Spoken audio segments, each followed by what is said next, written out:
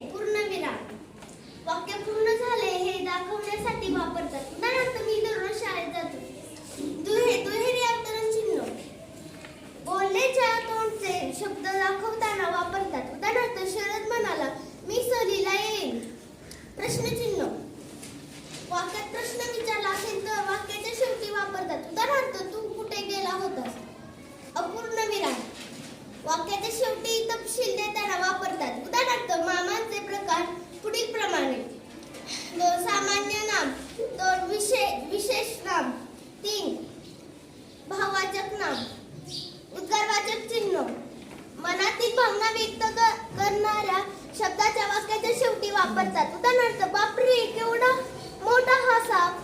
स्वल्पविराम एका जातीचे शब्द लागोपाठ असल्यास वापरतात.